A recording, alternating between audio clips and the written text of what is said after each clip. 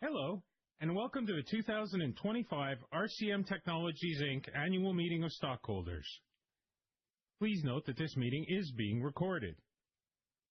Questions may be submitted via the message icon at the top left of your screen, typing your message, then clicking the send icon to the right of the message box.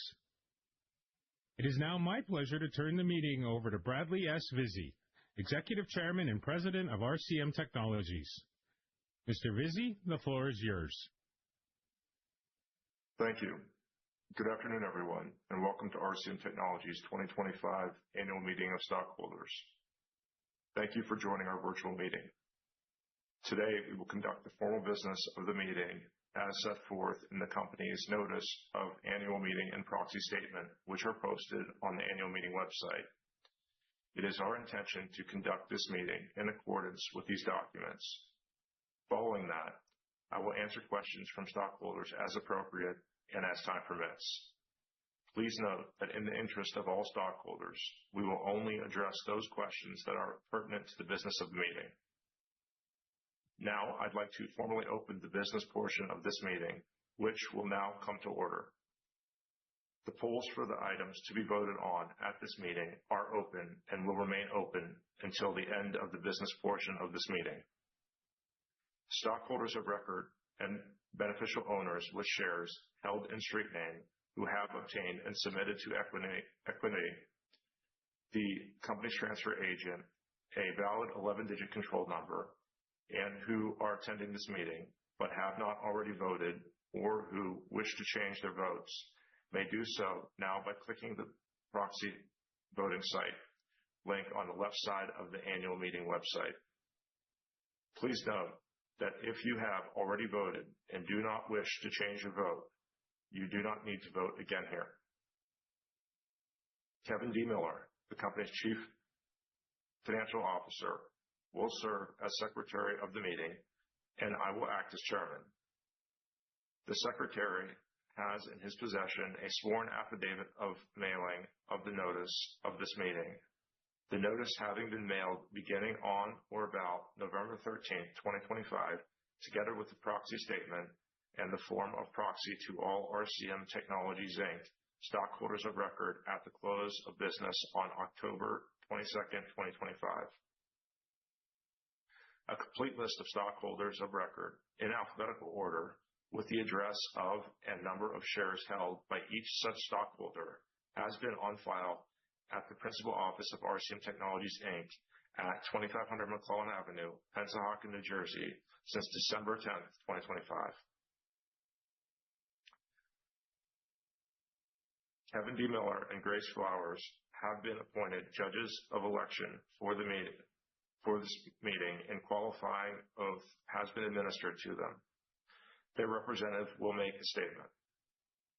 Mr. Chairman, we have determined and state that 7,410,510 shares of common stock were outstanding on October 22, 2025, the record date, each of which has the right to vote. Proxies have been executed for more than a majority of the shares of common stock outstanding on October 22, 2025, and therefore a quorum is present at this meeting. The first item of business to come before the annual meeting is the election of directors. The Board of Directors has determined, in accordance with the bylaws, that 4 directors will be elected to hold office until the annual meeting of stockholders to be held in 2026. The following persons have been nominated as described in the proxy statement: Bradley S. Vizzi, Swarnas Rivas-Kakodkar, Jayanth S. Komarneni, and Chikosi O. Amadi. There are 4 other proposals before the annual meeting. The approval of the company's 2025 Omnibus Equity Compensation Plan, the ratification of EisnerAmper LLC as the company's independent accountants for the fiscal year ending January 3, 2026, the approval of on an advisory basis of the compensation of the company's named executive officers for the fiscal 2024 as disclosed in the proxy statement, and an advisory vote regarding the frequency of future advisory votes on compensation of the company's named executive officers. Are there any questions, or is there any discussion on any of these proposals?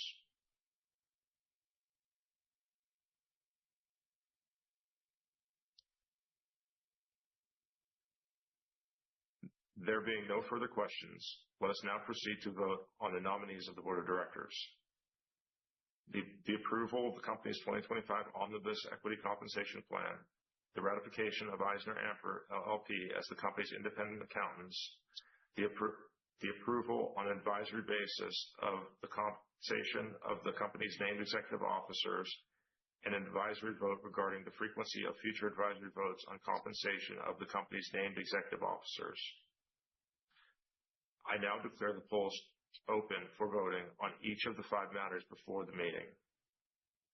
Should anyone wish to cast or change their vote, please click on the proxy voting site link on the left side of your screen and enter your 11-digit control number to do so now.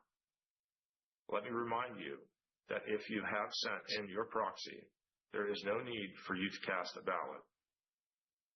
The persons named in the proxy will vote your shares as indicated on the proxy you mail to us.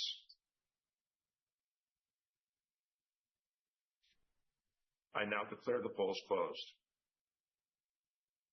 We will now have the report of the judges of election. We, the judges of the election, hereby certify that more than a majority of the votes cast with respect to each of the candidates for election as director were cast in favor of the election of such candidate, and thus all such candidates were elected directors for a term expiring at the annual meeting of stockholders to be held in 2026. Persons named by the judges of election in the report are elected directors to hold office for the terms for which they were elected, subject to provisions of the bylaws. We, the judges of election, hereby certify that more than a majority of the votes cast on each of the following proposals were cast in favor of the respective proposal. 1, to approve the company's 2025 Omnibus Equity Compensation Plan. 2, to ratify the appointment of EisnerAmper LLC PC as the company's independent accountants for the fiscal year ending January 3rd, 2026. 3, to approve an advisory basis the compensation of the company's named executive officers for fiscal 2024 as disclosed in the proxy statement. And 4, to approve on an advisory basis the frequency of future advisory votes on compensation of our named executive officers. Therefore, the proposals just described have been duly adopted by the stockholders. As for the advisory vote regarding the frequency of future advisory votes on compensation of the company's named executive officers, a plurality of the votes has been cast in favor of a frequency of 1 year for such future votes. The judges of election are requested to make a written report after this meeting of the exact results of the proposals before the meeting and submit the report to the Secretary of RCM Technologies, Inc. This completes our anticipated agenda. We will entertain a motion for adjournment. Following the meeting, we will be available for questions and answers relating to the business of this meeting. Mr. Chairman, I so move. Mr. Chairman, I second the motion. The meeting is adjourned. And with that, we will now go into the question and answer session. We will take stockholders' questions and comments that have been submitted during the meeting on the annual meeting website. Please note, we will try to answer as many questions as time allows, but only questions that are appropriate to the business of the meeting will be answered.